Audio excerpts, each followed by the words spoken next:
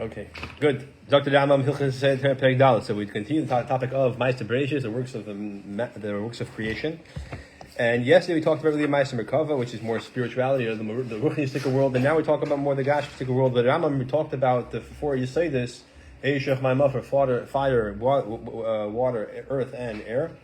And this Perek he expounds upon that more. And then the end he's going to tell us why he's telling us this whole thing is to help us cultivate love and fear of Hashem. Halacha Aleph.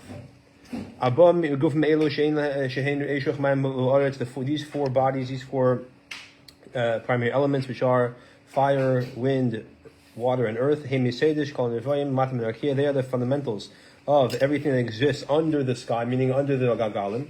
The thing is, the Gagalim in the sky, the planets, etc., the Rambam says they're made of their own thing, something else. They have a different type of matter, type of Goylem.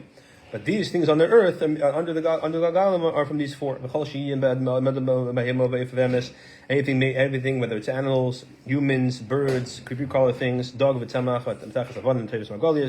fish, vegetation, metal, stones, or precious stones, gems, for anything made for building purposes, types of stones, comes of earth, it all comes from these four Yesodis. The Kabbalah Chazal had, it says so in Sefer Yetzirah, this is a tradition. The Rebbe has a letter, someone asked about the fact that today in contemporary modern physics, chemistry, there's a periodic table of different kinds of elements. The Rebbe says that's something else. Those are elements that can't be broken down to smaller parts. These can be broken down. So different conversation, the Rebbe says. Okay. It comes out to everything that exists, all forms, all matters, right? That are under the Rakia, under the lowest Gaga. Except for these four fundamentals, is comprised of a matter and a form, an energy, if you will, that gives it its shape, gives it its nature, gives it its content, gives it its teva, etc. Except for that these four, each one only has their own. Eish is only Eish, Mayim is only Mayim. But everything made from them has all four to a certain extent. The Goylem he's made of a Goylem and Tzura. The Goylem Shalhem B'chol Be'abisis Me'aba Yesodis Elu, and its matter, its physical content, is made of these four. However, the four Yesodis, the four elements, is only comprised of form and matter. Its type of matter, is not made of multiple matters, right? So, okay, good. So in other words, again, the four Yesodis themselves, they are made of only their own surah, their own form, their own matter. We said in the Yesodei Perek that there's like a type of definitionless kind of matter, and when the tzura of Eish goes with that matter, becomes the Yesod of Eish, and the tzura of Mayim comes, it becomes the Yesod of Mayim. So each one of these is made of it's only that one tzura and that type of unique chaymer, that of Goylem. Things under the world are made of a composite of all these different types of four, different types of recipes of all these four Yesodis. Halacha beis. Fire and air, they are generally speaking, their nature is to go mimatal mitabor aretz, to go from, if you put them as close as you put them to the center of the earth, the nature is to go from there upward, towards the sky. The nature of water and earth is to come down from the sky down to the earth,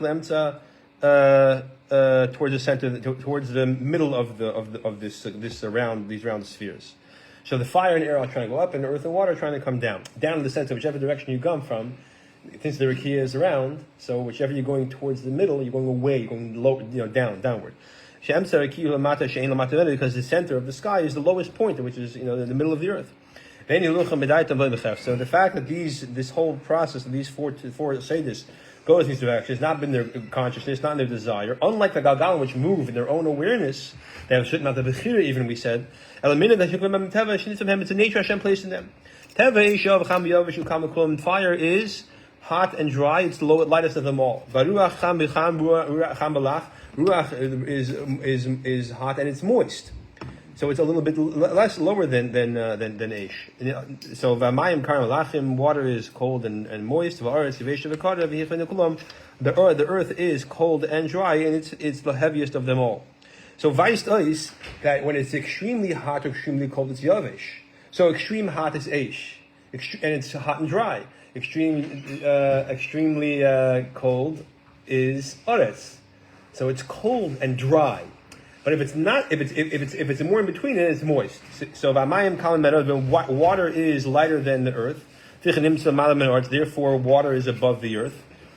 So, in other words, you have the ocean, which is above the ocean bed, which is the earth. And the ruach hovers over the water, like there's the pasuk that the ruach merachefs al pnei hamayim. Okay.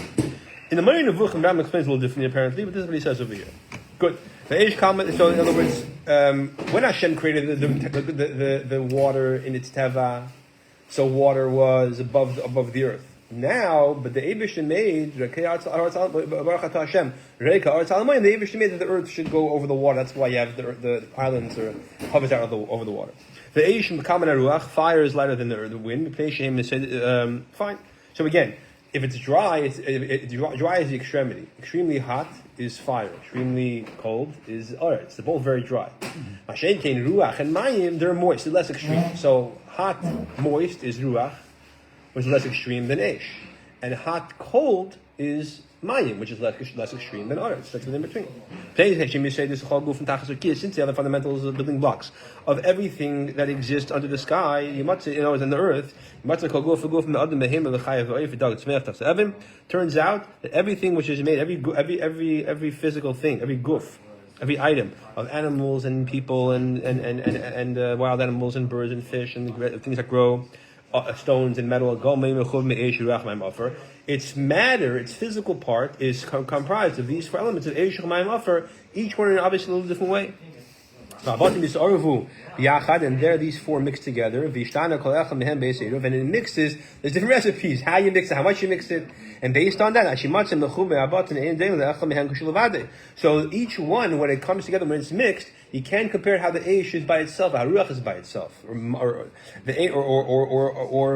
Mayim Afer by itself.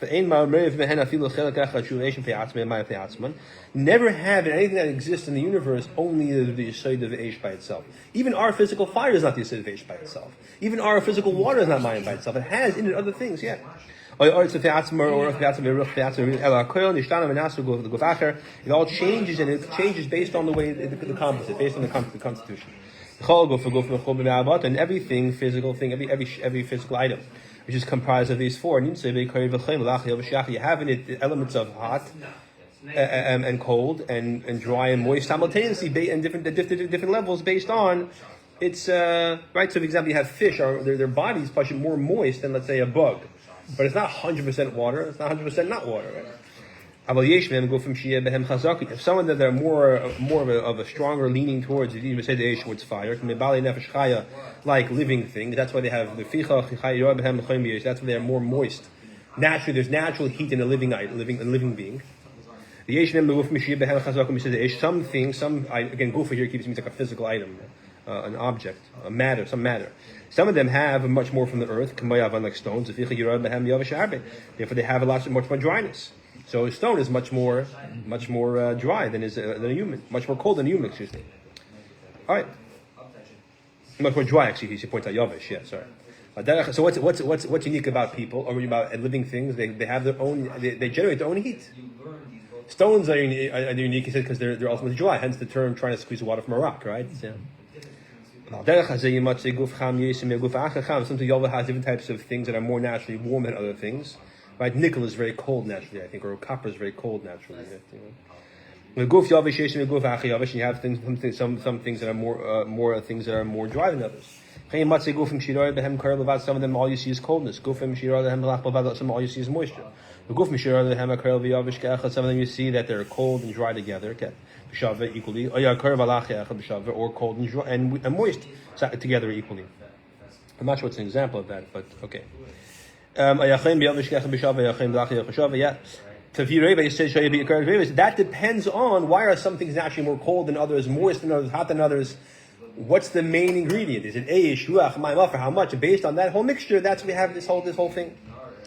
So therefore, yeah. So therefore, so you say that's going to be the nature of the thing of this whole mixture, right?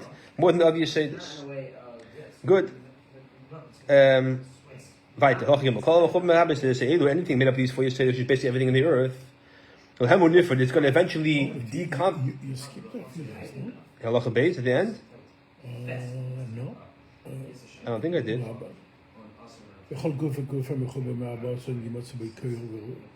Or maybe I missed. Okay, I'm sorry. No, yeah.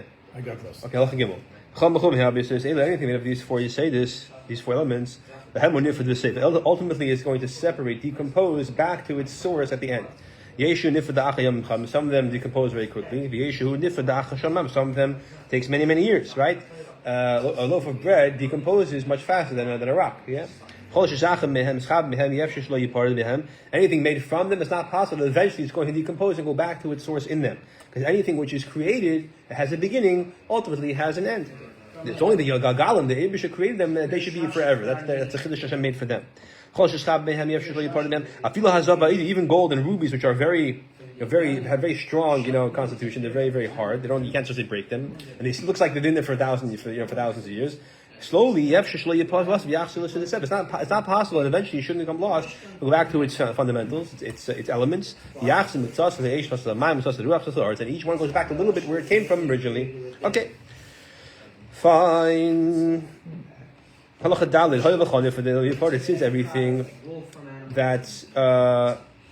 everything which is ultimately made up of these four goes back to their source, right? But otherwise, say by a person that you're from the dust, you go back to the dust. You say because the person's body is from all four. A person's majority is from offer. That's where the majority of the body comes from. Some argue the Rambam on this, and they say no, it's the majority of water. A person is mostly water. 70% of your body is water. The Rambam means the ikar, the most strongest. Not the physical amount of the body is talking about water, but what is the fundamental, most important, strongest, qualitative in the body? It's offer. And even though we said before, Benigeya animals, they're living things that there's. There's Ben Yisrael, there's Eish, Haraya people, and all living things have a natural heat. The body. Okay, but again, that's in terms of constitution, in terms of quantity, in terms of quality. The main koyach is the offer. That's the strongest, presentation in the body. It's not immediately when it decomposes, it goes to these four immediately. It becomes a piece of bread. It becomes mold first. Then it becomes this, whatever. It becomes a lot of things first. The whole mix of offer changes over time. That thing, another thing, say this, ultimately it's going to go back to its four elements. Everything is constantly going back to its source, but then from there comes new things. In terms of how the world works. So it's a whole cycle that it goes on and on forever. Good. The whole concept of decomposition, of rotting, of things, decomposing. That's what this is. This is the whole process. Even a rock, slowly the molecules shift, they move, they become other things, and everything changes. These four Yesodis themselves, they also change somewhat. Constantly. Not only part of them, not all of them, because it's possible to lose one of the Yesodis, but they're always kind of shifting back and forth. Case of example. Part of the earth, which is the highest part close to the water, is the part that's the most, let's say, moist part of the earth, the mud. It changes and it actually transforms into water. The part of the water which is closest to the surface of the water, that part is the most edel, the most ruchnistic. And it changes. It becomes, steam, becomes mist. It becomes air, it becomes part of the atmosphere. The part of the ruach, the highest part, is the most edel part. It changes and it becomes actually part of Yesodei Hatorah. The part which is the lowest part of the fire is the most coarse or grub part of the fire. Changes, it becomes actually part of the low Yesod of ruach. Some part of the ruach, the part close to the water, is the most coarse, and it changes and it becomes part of the water. The water, it becomes the part of the water closest to the earth changes and becomes part of the earth. We call this mud, basically. Good. That you have a concept also by a person, the nefesh, the neshama, the most grubby part of the neshama actually can change in part of the chaymer ruchni. Okay. This happens very slow over time. Not the whole entire thing will change, that all of the element of water will change and become ruach. Or the entire ruach will become eish. It's not possible that one of the Yesodis will become totally nullified. Some of this ruach becomes eish, but some of the eish becomes ruach. It goes back and forth. So always, and each one to its fellow is going to be change and sharing between all four of them. It goes back and forth, but never will you lose one of the four Yesodis. This whole thing, what causes the four Yesodis to change one to the other? That's because the Galgal, which is the lowest one, which is right on top of the Galgal, has the four Yesodis, as he said, the lowest of the 9 Galgalim, it rotates. And its rotation causes this whole thing to happen. I think the last time we said get the shit, I said it was the one on the outside that turns everything. But apparently the shot is no, it's the lowest one, the one closest to Yeshua Playim Offer. Because of its rotation around them, it causes the four of them to come together. And that's going, that causes the four of them also to mix and create these different ingredients that create the things that exist on the earth of people, nefesh chaya, living animals, right? Vegetation, stones, and metal. And the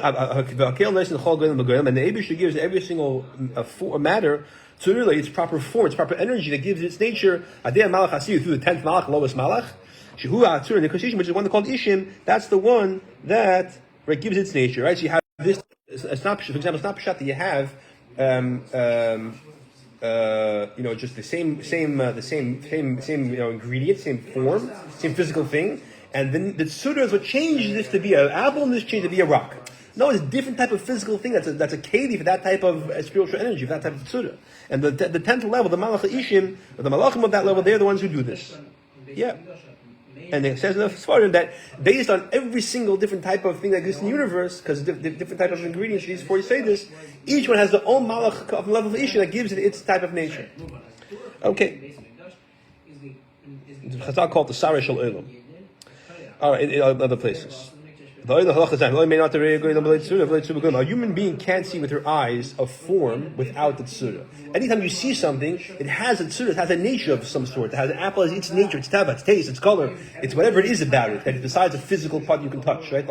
And a rock has its form, its nature, its tsura. So if you're seeing a chaymer, there's a tsura there. You can't see a chaymer without tsura. It's just pure matter. Without form, is not shaykh for human being to see. And if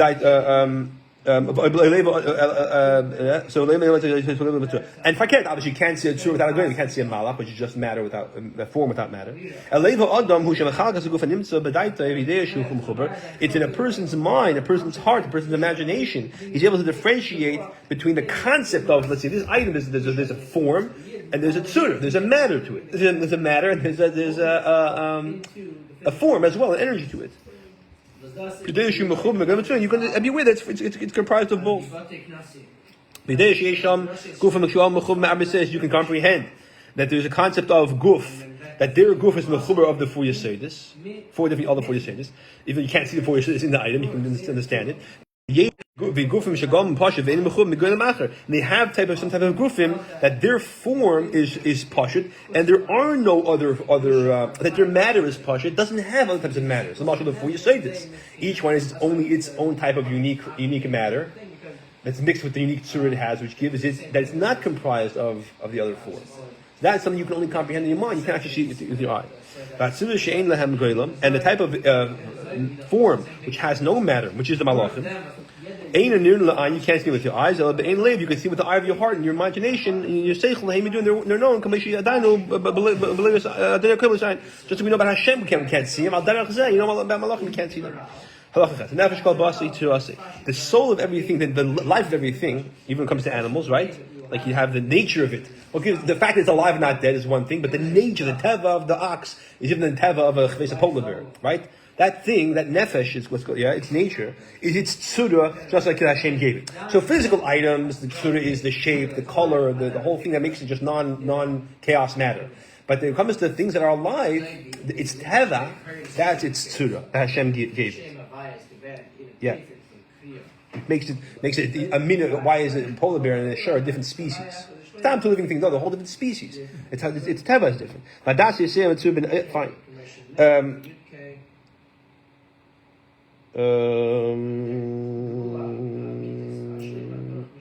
Yeah. Which makes animals different than plants. Good. The actually das that is found by a person's nefesh. Okay, so disclaimer. We use terms nefesh, ruach, neshama in Chassidus very different than the Rambam is over here. So it's very, very different in fact. And also in the Rambam's lexicon, you don't really have nefesh and lakis. The Rambam is not machal between the neshama, the soul of a Jew versus a non-Jew, right? It's one type of nefesh. So basically, we'll explain a little bit as best as we can, as best I understand. But just be aware, these terms are different than we're familiar with them from Chassidus. Ba'adah says, the extra ability, the intelligence, the awareness that a person's soul has. That is the tzura of a human. So let's touch this like this. There's two ways to understand this. Meaning, if he's of sound mind, a person that has a car accident and had traumatic brain damage, they can't think like a person. But a person has a working mind, his ability to think like a human, unique way that humans think, to think abstractly, to the kind of way animals, even the smartest animals can't think, that give wanting to have a purpose in life, right? Animals don't care about having a purpose, even the smartest animals, right? That's what makes a human being unique. Another way to teach this is that, so according to that pshat, and you're born with this. You're born with it. That's the ability to develop, when the brain develops, the human being automatically has that ability.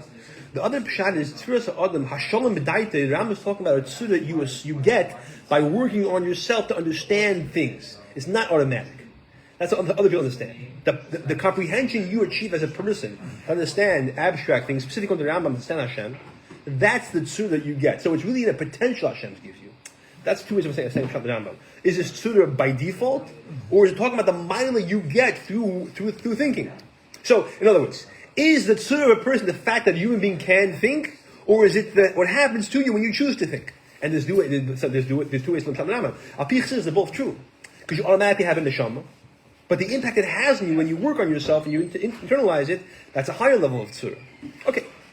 Al tzura is regarding this tzura, this form. Now, never the Torah says, some say, let's make a man in our form, in our image. Meaning, right, that our form is that the ability to think intelligently, right? And Kedusenu, our demus, are that we have a certain the way we see our picture, so to speak, similar to the malachim in the sense we recognize Hashem. That we threw, and again, according to some pshat, automatically, or tiyaloi through your own efforts, through thinking. The ability to comprehend things which don't have a form. The smartest animal, smartest ape, can comprehend that. Imagine something that's not here in the room, a concept, right? But a person has the ability to do that, like malachim, for example. Right? Think about the malachim. To the point that you become similar to them in the ability to think about things you can't actually touch. We're not talking about this tzura that it's the image of a person, of his mouth, nose, and his cheeks, or shareishim, the other parts, asking how the body is shaped. That's called toya, right? Shape of the face, shape of the body. That's called toya. That word means toya.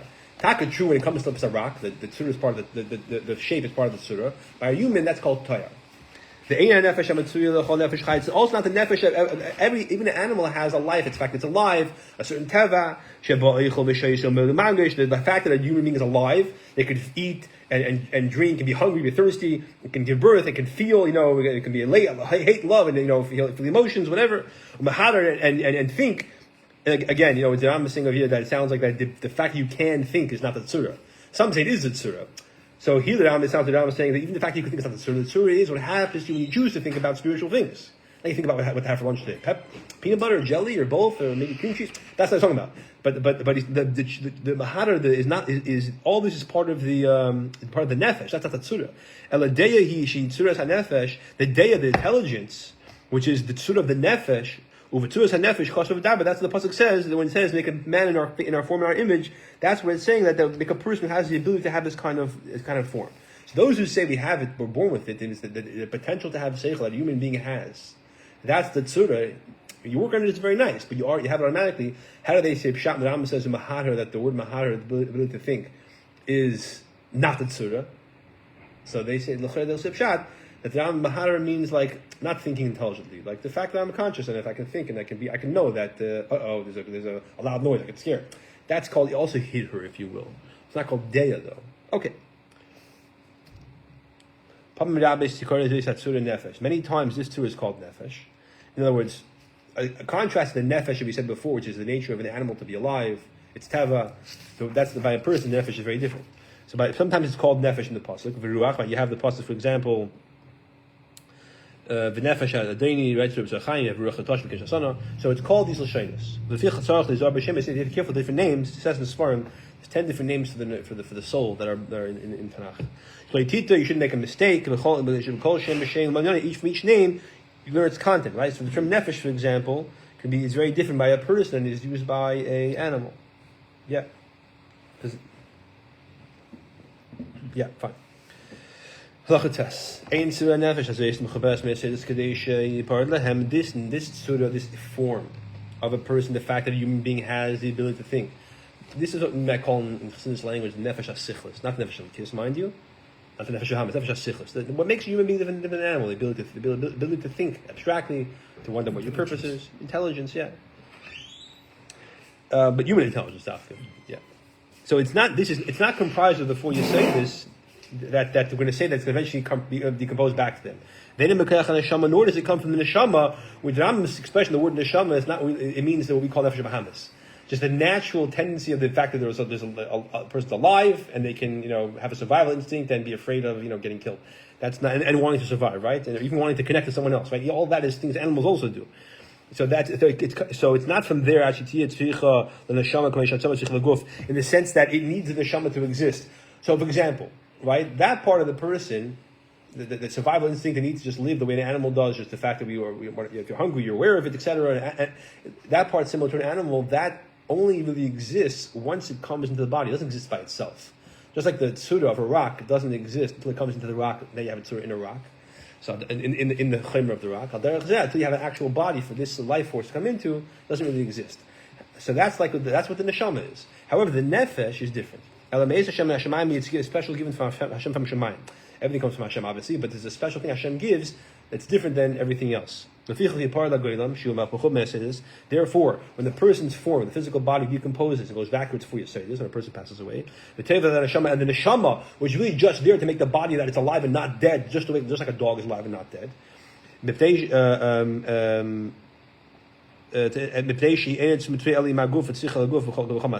this neshama, as we're calling it, doesn't exist independent of the body. It only exists in the body of a person when the person is in the body is alive. So that's true. That when the person passes away, that life force, the neshama as we're calling it, which a human has similar to every other mammal, every other animal, that ceases to exist when the body ceases to live. This body ceases to exist. Or I guess to a certain extent it exists when the body exists when the person's no longer alive. It also exists to a certain extent. When the body fully decomposes, it totally ceases to exist. And when a person passes away, there's a certain surah to the shape of the body, like a rock at least. So to an extent the neshama is still there, but when it decomposes, it's totally non-existent. Just like when a dog dies, it's non-existent. So however, when that happens, this unique tzura, the fact that a person is born with the ability to think, or as another pshat is, what a person achieves through his own efforts of thinking and understanding Hashem, that does not cease to exist. It doesn't need a neshama. It doesn't need a body that's alive. Again, the word neshama here is not very different than chassidus. Again, it's like we call nefesh bahamas. It doesn't need a neshama. And it only exists like a tzura with the goyim, only with the goyim. Eliyadas Masegas said this tzura understands the abstract concepts that is separated from matter. V'yadas knows Hashem. The Medes La'olam exists forever. Hu Shama Hashem Chmas. So Hashem said in His wisdom in Koheles, Yashiv Ha'afal Haaretz, that the person returns to the earth, Hishahaya as it was. V'ruach, but however the ruach, the person's neshama, the person's tzura, what we call the neshama usually, but here called the nefesh. Right? Kashiv Elokim Hashem Neshama goes back to Hashem who gave it, Hashem from where it came from. Okay, so what we call the nefesh Elokis is not really discussed here. We call the nefesh Hasichlis, the Rambam calls nefesh. What we call nefesh bahamis, the Rambam calls neshama. Now, why is this Perek Gimel and Perek Dalet? What's this all about? Why do you have to know this? I mean, it's nice, but why have to commit it? Says the Rambam. Ma'aseh covers like an ocean. Ma'aseh Bereishis is not. It's like a bucket. It's also compared to it's bigger than a drop, but it's not the same. Yeah. However, it's not as deep as the concept of the first and second Perek, which is Ma'aseh Merkava. Be your call because Ma'aser Bereshis is the concept of how Chaymer and Tzura comes together, how form comes together. Ma'aser Bereshis, Ma'aser Merkava, is only Tzura really, not the concept of great. It's only spiritual, only Luchnius. Be your call of Ma'aser Bereshis. The first two paragraph of Ma'aser Merkava, the parak Gimel and Dalid, that's what's called Ma'aser Bereshis. According to the Rambam, that is the concept of Ma'aser Bereshis. Even though the truth is, this parak we talked about in a person's soul after they pass away, the eternal soul, that's the Chor Ma'aser Merkava, not Ma'aser Bereshis. But okay, and generally speaking, the whole concept here is the concept of Ma'aser Bereshis. That's how the Rambam defines it too. Other Rishonim disagree with the Rambam. That's what it means in the Gemara Chagig over there. But this is how the Rambam defines it. Ma'aser Merkava is anything ruchnius that doesn't have a matter, just spiritual, just form, just form. Ma'aser Bereshis is form and matter together. The early Chacham of the Mishnah said, these things, not just Ma'aser Merkava, but even this also, you don't darshan it publicly.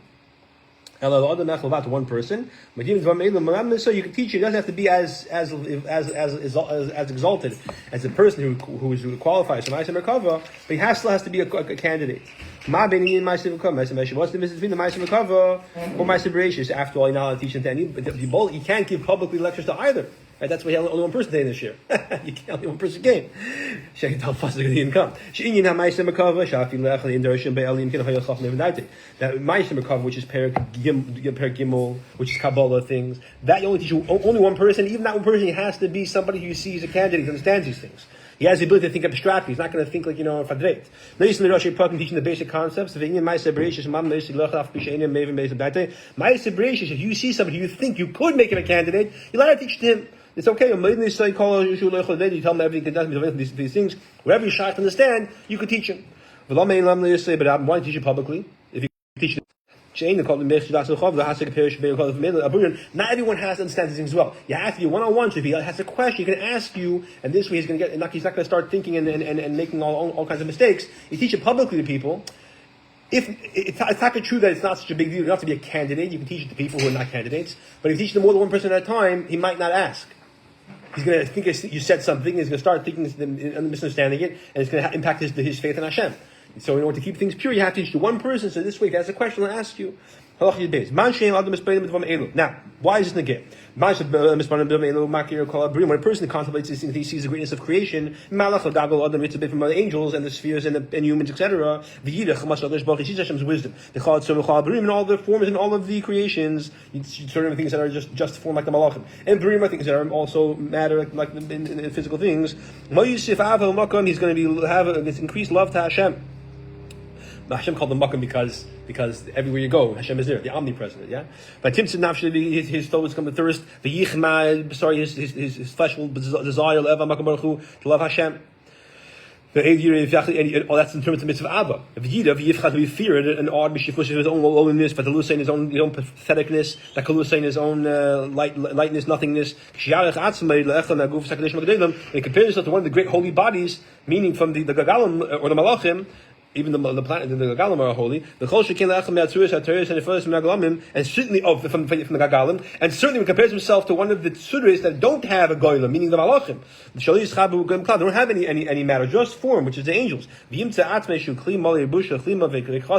see himself as a vessel which is full of embarrassment and disgrace, empty, and therefore that's going to give him the ability to have fear of Hashem.